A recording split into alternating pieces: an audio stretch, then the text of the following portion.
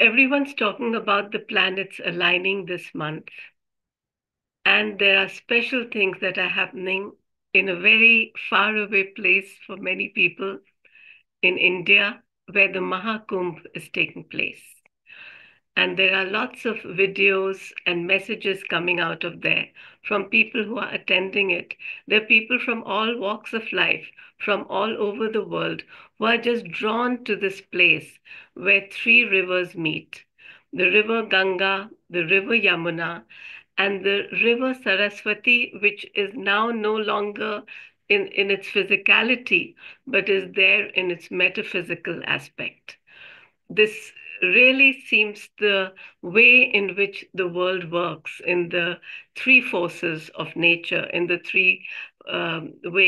the three ways which the Trinity that every religion speaks about. The Mahakumbh is a very beautiful coming together in 144 years. So, in our lifetime, this is the only time that we will get to experience it. I invite you all to listen to this talk by Nandhiji, who is going to be in Mahakumbh in Allahabad, which is now called Prayag in India. Thank you.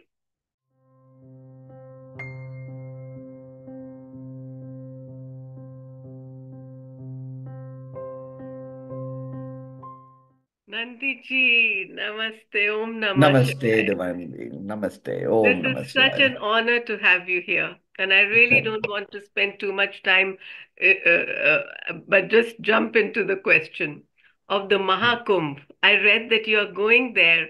And if you can just explain what is so special about the Mahakumbh.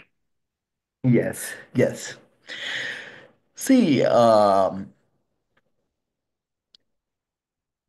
the first is the fact that this Mahakumbh has been going on for 10,000 years or even more.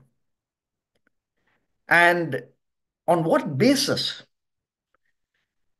It comes from the astronomical science of knowing that Jupiter transits once every 12 years, and to know the positioning of Earth with Jupiter, with the Sun, and all the planets means they years ago they knew that the Earth was a sphere, and they knew not only the distance between the Earth and the Sun and Earth and Jupiter, but all other planetary positions.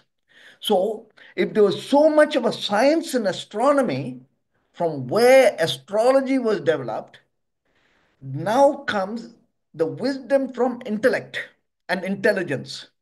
And in this wisdom is knowing that Jupiter, as in all cultures, as in all belief systems across the globe, I'm talking about the ones preceding Christianity, all of them consider Jupiter as the guru, the head.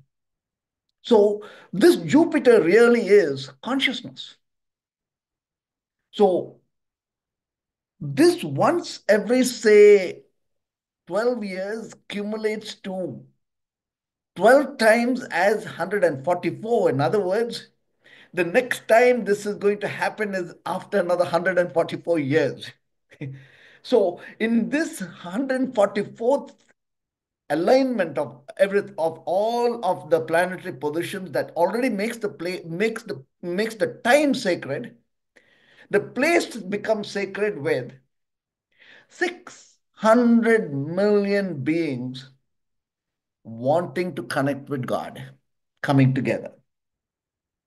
Now, this is one part of why I wish to go there and why Mahakumbh is a great moment to be. But there's another side to it. And this side was explained very well by Mohanji.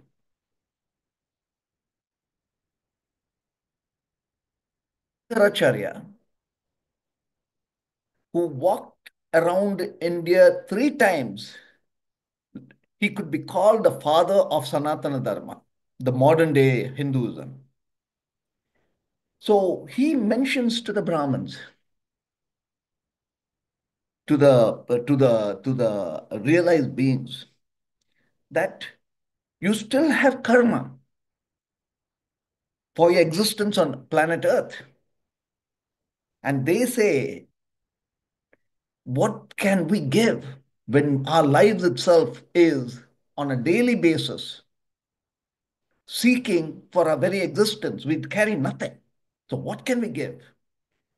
So Adi Sankara mentions Lord Krishna in the Gita, in the Bhagavad Gita, has mentioned that at the time of the Mahakumbh, if you give, if you impart your knowledge, those who impart their knowledge will be blessed a million times, will be blessed in all the impactful intensity of the next layers of consciousness.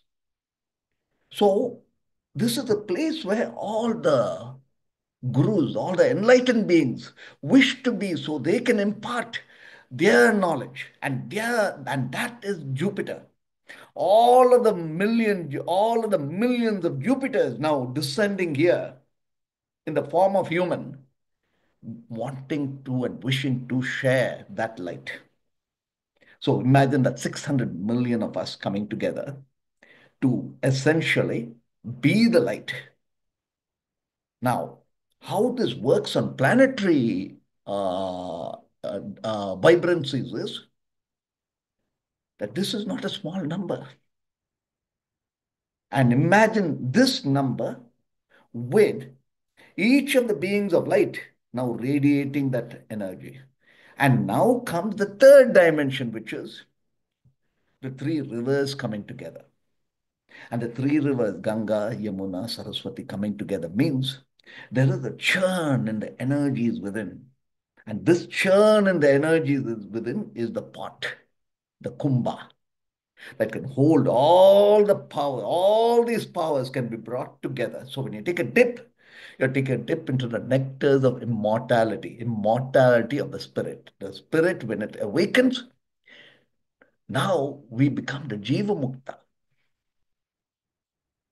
We, while alive, we are realized we are the spirit having the human experience, the yogi. So we come for Mahakumbh to realize the yogi within us. Now, in my purpose, I look into seeing that ultimately all the problems of humanity can be solved with consciousness. There's no other better solution than consciousness. If we wake up, we have attained a degree of consciousness. If we want to solve a problem from a higher level of mind, anything can be solved. And that's consciousness. And this is the period, this is the time vortex for consciousness itself. So our movement, declaration of consciousness, it's time for it to reach humanity. So I take declaration of consciousness, the movement, with hope that Mother India adopts declaration of consciousness and becomes the mother to the world. Now, within Mother India adopting declaration of consciousness, it means India is the Vishwaguru, the responsible superpower. When we talk about consciousness, it means bringing humanity together. Vasudeva Kutumbakam, which comes together as the Indian core philosophy. Humanity is one. So Hinduism's essential teaching is we are one human, one humanity. And the next is, how do we spend time? How do each one of us spend time? If the time we spend has a quality ingredient of consciousness in it, then the outcome, the realities is magnificent in terms of peace, in terms of abundances, in terms of health, in terms of goodness, in terms of coexistence. And that is represented as our consciousness social media super app that we are launching, CNS. So as we launch CNS, we intend to light the lamp within everyone. Ultimately, Mahakumbh symbolizes the supreme form of happiness, which is being liberated, freedom, freedom to being. And this is why everyone is going there. When everyone goes there, they're seeking the divine unions and the blessings of the divine union is to be liberated, to being the spirit, having the human experience, to be liberated from the limits of our mind to being wisdom, to being liberated from all that which holds us back as karma, and to be liberated to be dharma, the form of dharma. So this is why Mahakumbh is so vital for humanity and so important for each of us. And even if we are not going to be there physically, You just simply took the meditate. question. Yes, simply meditate. Meditate on the light, because that light which is lit in all the million dunis and yagnas and all the sacred light lamp over there that is lit is one. When we can think, when we can visualize the light within ourselves. So within ourselves, know that light is the same light that is being multiplied, empowered, expanded in grace in Mahakumbh. So the Mahakumbh, which is happening, literally is like a giant lamp. The very fact that it's happening means we are all being influenced by it. But when we meditate, we become one. We are the same grace. So, certain things you might want to do: have a cool shower, walk clockwise underneath the shower, thinking of all the gurus pouring their blessings to us, thinking of that water being baptism. The moment we do this, that water has transformed itself to Mother Ganga and Mother Yamuna and Mother Saraswati. The moment we begin to start thinking of water as that which can bless us, lift your arms up. Underneath your armpit is the karma that we've been carrying. Let go. The lower part of our back behind us, that is where all relationship karma is. When you are disentangling with relationship karma, you're also disentangling with millions of years of evolution behind. All the many past births. Let go. And when you walk around slowly that way, you begin to start understanding that you are churning and within that Mahakumbh. So, in this visualization of being in Mahakumbh and actually experiencing Mahakumbh as a baptism, so I'm sorry about the word baptism, as a word of as that of Diksha. I would say baptism because that water does wake us up when we do it on a daily basis. Water does wake us up. Water does give us that diksha, that energy power of renewal, the new. But as we go into doing this with Mahakumbh in our mind, we are one, and we are also multiplying that cosmic light across. And our mind, the moment it wakes up to being the mind beyond the mind, which is Turiya, we have the super mind. The super mind is the sixth dimensional mind, Lord Murga. So we become the child of God, the cosmic child. Lord Murga is the sixth dimensional, and that is whom we each are in potential. So the moment we wake up, we become the sixth dimensional Lord Murga. And what does that mean? We possess the power of empowerment, empowering supermind, Turiya. That's one part of what we possess. The other dimension is the incredible power of infinity aligned with finity. In other words, we are timeless beings in time.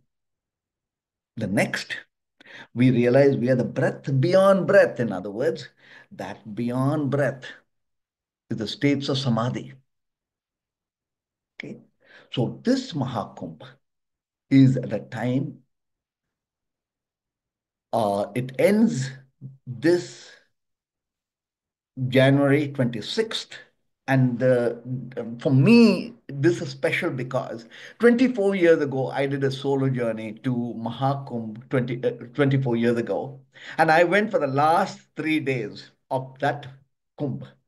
And now I'm going back again for the last 2 days of this Mahakumbh on. And so this is in Prayagraj.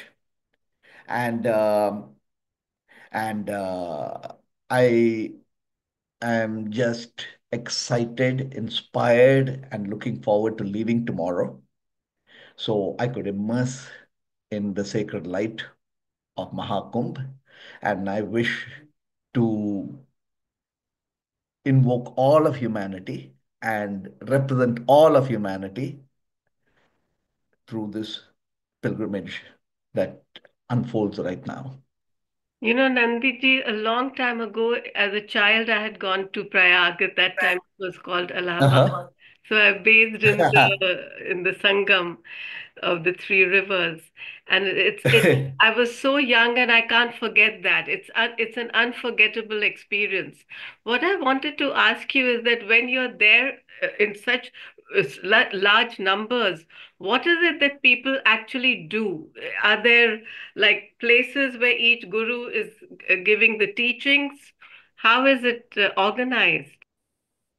Honest to God, I have not really thought about what next. I really have not thought about. All I know is I'm going to jump in. And on the 26th, I hope that evening I am able to create a sacred fire and and uh, invoke Asiddhas and uh, multiply that particular moment because that 26th happens to be Shivratri that happens once a month.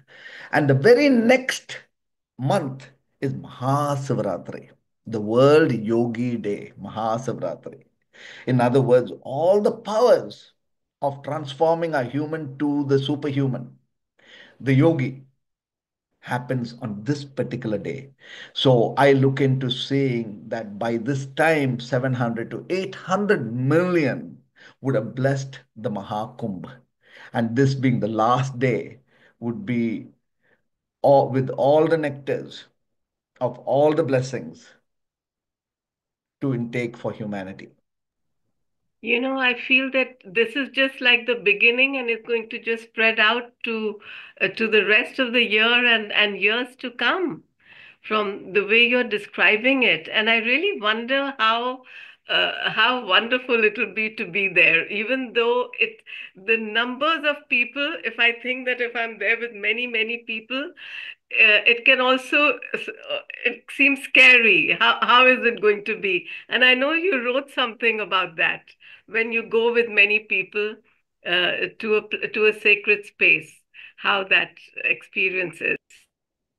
Yes, because see, everyone is goes there and goes there knowing what they want. It's mostly like being called from inside to go there. That's one part. Also, know that for those steeped in the traditions and culture of Hinduism, we know the significance of each of these moments and enormous sacrifice is there on the path of those who want to pilgrim all the way here, some walking for days right over here without any thought of where they're going to stay, how they're going to manage. They just come. That's one part. But then why do they do that? What do you mean by liberation? Because it's so easy to say, hey, Hindus believe in liberation as beyond even God. Everything is liberation. So what do you mean by liberation? It really means dissolving away the human limits and embracing the vastness of whom we are, liberated to being the spirit, liberated from the mind, liberated from karmic imprints. Now, if we want to do that, it also means there's completion in so many circles. Let's assume there is a businessman. Let's assume there is a doctor. Let's assume there's any profession, any which way. Now, when a person is to get liberated, the first thing that happens is there has to be a completion of the karmic cycle to be transformed into the dharma cycle. In other words, whatever you're doing needs a fulfillment. So in this life, in this moment, everything is fulfilled. So once you're fulfilled, then you can get into the next. It's like the Pandavas, after they fulfilled themselves in their roles as kings, then they took a path back into sannyas. But it required them to fulfill that duty. Arjuna had to complete his duty and only then later assume his role as a leader and then let go of even that to become a sannyas. Okay, so what we are looking at over here is that when we go to get liberated, almost instantly we've expanded ourselves to our fullest potential as human. Now, a belief system creates a particular nature of people. For instance, the Bhagavad Gita creates a whole set of people, mostly good. And the radicals could be like Mahatma Gandhi. Why I say he's a radical is because he basically delved himself too much. But the product of the Bhagavad Gita was a radical like Mahatma Gandhi, who basically believed that all God was God, which is core to the Hindu belief system. Now imagine this if this was the play at which, if this was the way in which everyone thought on planet Earth. That is why a nation like India never invaded another nation for thousands of years. Even though we were superpowers for thousands of years, we never invaded another nation. Why? Because in the core of our knowing, we knew the divine was inside ourselves, and how you may address it and how I might address it would be different.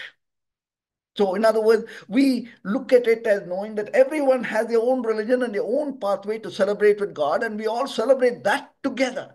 This is the Mahakumbh. 600 million beings coming together to celebrate that highest beautiful being, which we call God, Goddess, consciousness, limitless, absolute, it, that, every name. That's Mahakumbh. We've come for that divine union. So when we come for the divine union, this is consciousness. This consciousness is for everyone on planet Earth. So I pray that this is the time and moment when humanity can rise above its pettiness of religion, rise above the pettiness of greed, rise above the pettiness of skin and color and race and others. Consciousness is for everyone. Consciousness, the intrinsic, inherent right of every human on planet Earth. And this is the tenets of Declaration of Consciousness movement. Yes, that's really beautiful. I love your consciousness movement and have joined it. And since we have started this co-creator circle, Nandhiji, I wanted to ask you, what do you feel that as humanity we are co-creating? What do you think we are We co-creating right now? see co-creation, the essence of co-creation begins from inside within each one of us.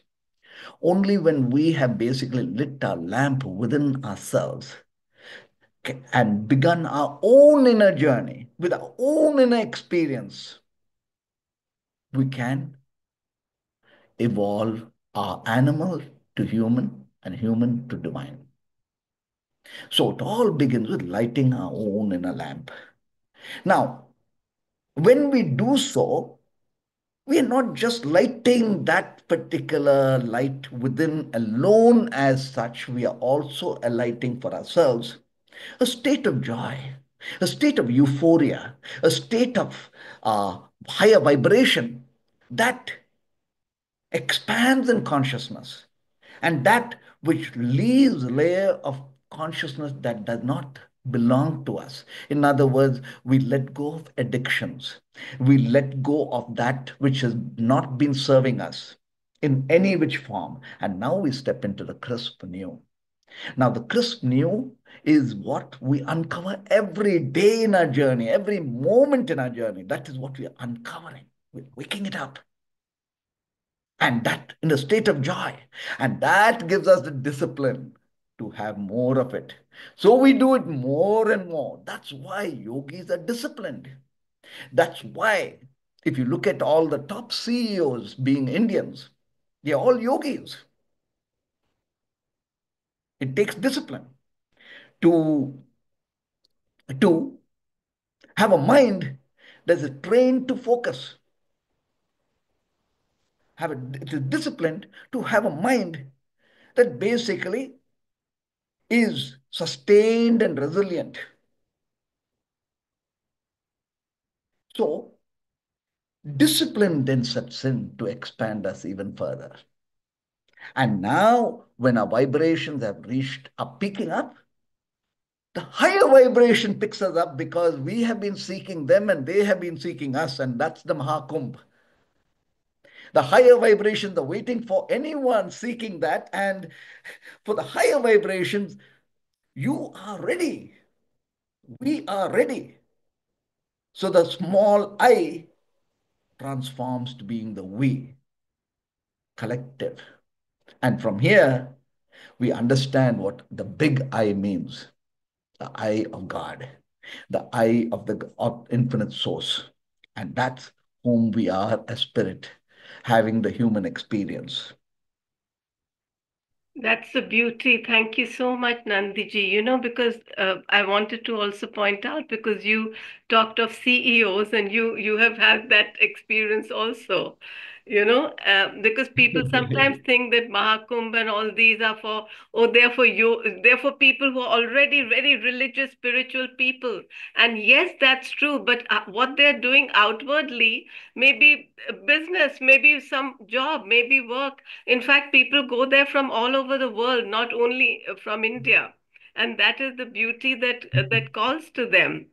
Uh, you know, See, when we wake up, when we have expanded consciousness, we become natural leaders in all that we do. So we naturally arise to being the CEO, not because of our ambition, but only because of the potential we are that is recognized by others.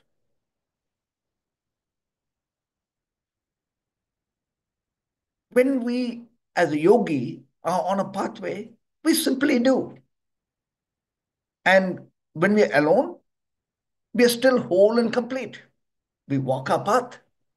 Now, our light definitely gathers people around us. Our light basically has everyone wanting to emulate that same light. And that's how we begin to have a team happening around an organization. A yogi prefers, in reality, the entirety of his wholeness. Now, it so happens that all the other lights gather. Light loves light. So we, in multi-dimensional levels, all connect together as light.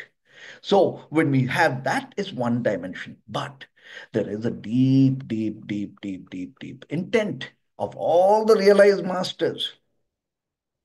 If you notice, all the realized masters had disciples. Why? Because they wanted to multiply themselves through their disciples. And why would they want to do that? Because of these words, Saivam, Vetri. Saivam is the one who has understood oneness. Saivam. Saivam means consciousness. Vetri is victory, victory to consciousness. So this is Mahakumbh. Let consciousness triumph through each of us.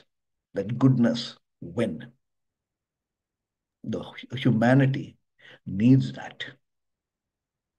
And when we have woken up to understanding that we are the expanded consciousness, we are smart. That's why we are CEOs.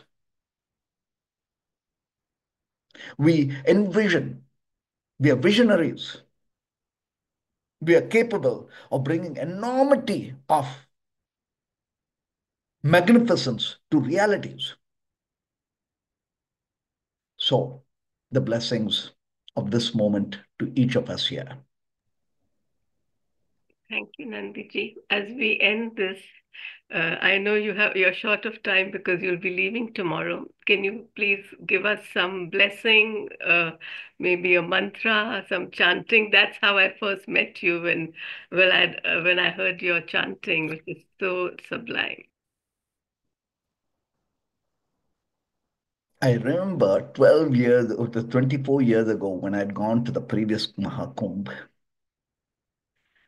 At that point in time, it was a solo journey. And after I reached the Mahakumbh, I picked up a can of water. And then I realized that I needed to walk with that can of water for kilometers and kilometers. And I simply did not know how I was going to do it because it was the hot sun.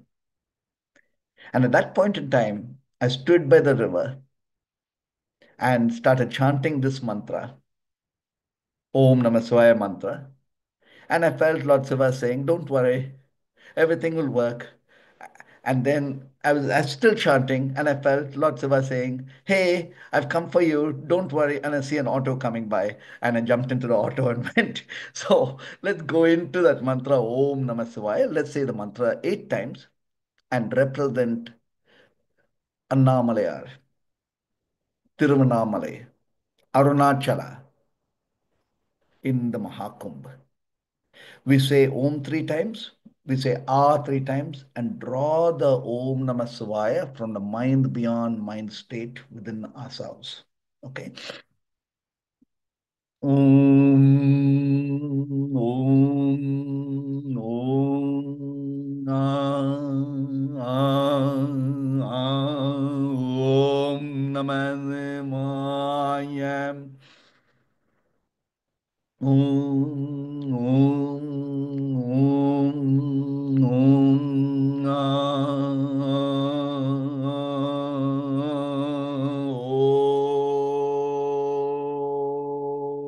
Namah Shivaya. Om, Om, Om,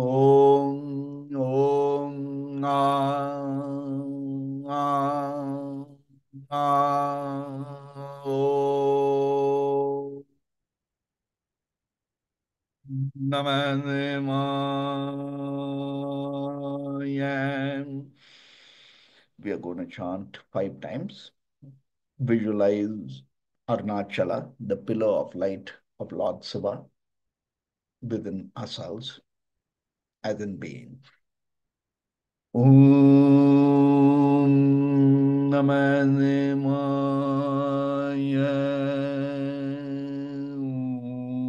Om Namah Shivaya. Om Namah Shivaya. Om Namah Shivaya.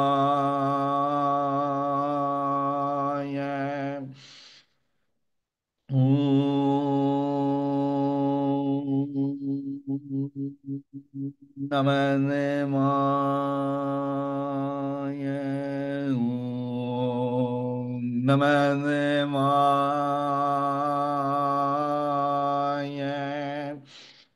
Om Namah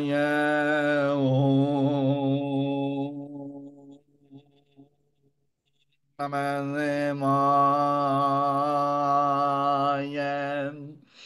Om Namah Shivaya. Om Namah Shivaya. Rub our palms together and receive the blessings. We said Om Namah Shivaya 2 times as 1 time. The reason is Lord Shiva and Goddess Shakti, always bringing together the polarities as one. I have this over here. Oh, I don't think you can see it, but I have the, oh, I don't think you can see it, but I have the Ardhnarishwar painting right here. Wonderful, wonderful, wonderful, wonderful. Gratitude, Divine One, and let humanity be blessed in its ascendance, that everyone awaken to the love and light that they are. Let everyone be blessed in good health, abundance, and most important, in wisdom. Om Namah Shivaya. Thank Thank you, you. Nandhiji. Oh, oh, wonderful. Okay, okay. Nandhiji, I had a question. If people are Mhm. not aware of the Mahakumbh, they don't even know that it's happening, for example, do they Okay. still get the benefit of this alignment? See,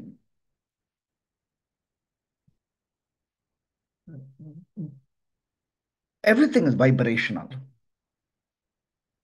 On one side is the vibration that is happening, that essentially will be the vibrations of reality for all of humans. But when we are aware of the vibrations, then we are able to receive it. It's like healing. If a person wants to be healed, they will heal. Likewise, is if they're aware of the fact that there's Mahakumbh and it's happening, or it has happened already, still, almost instantly, we are ready to receive the blessings of Mahakumbh. So, a little awareness that of Mahakumbh is necessary to essentially imbibe that energy, although that energy of Mahakumbh is already there, affecting all of us as subtle vibrations. The moment we internalize this vibration, then it becomes ours, our own.